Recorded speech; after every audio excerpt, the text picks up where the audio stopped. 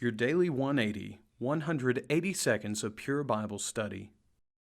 Is there ever a time when fear is appropriate? Well, yesterday we talked about a wholesome respect for danger. Today we're going to talk about a type of fear that is absolutely essential, but it's not a paralyzing fear. Oh no, it's a different type of fear altogether. If you're in Matthew chapter 10, look at verse number 28. Jesus says, "And do not fear those who can kill the body." We don't need to be paralyzed by people who can do us physical harm. And do not fear those who can kill the body but cannot kill the soul. But rather fear him who is able to destroy both soul and body in hell. In Proverbs chapter 1, verse number 7, we're told the fear of the Lord is the beginning of knowledge. The idea is a reverential respect, a reverential fear of God, that an understanding that He is so much greater and so much more wonderful than we are. He has infinite knowledge, infinite power, infinite goodness.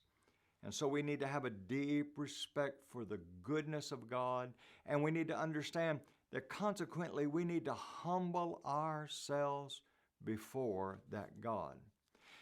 In the book of Ecclesiastes, we read about Solomon. He is in search of meaning and purpose and fulfillment in life. Man, if there is a book of the Bible that is very contemporary, it is the book of Ecclesiastes. We have young people that they can't figure out why they should get out of bed in the morning. We live in a very cynical age.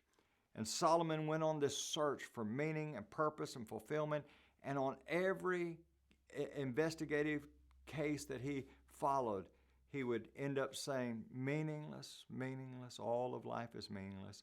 Everything under the sun, just this horizontal perspective, no heavenward perspective, no eternal perspective, it's meaningless. Vanity of vanities. He goes through everything that you could imagine. He went through wine, he went through women, he went through scientific experiments. Every time he said, vanity of vanities. Everything's meaningless, empty. Until he came to the end of his life and he said, I figured it out. I know what life's about. Ecclesiastes chapter 12 and verse 13. Let's hear the conclusion of the whole matter. Fear God and keep His commandments. That's what life's really about.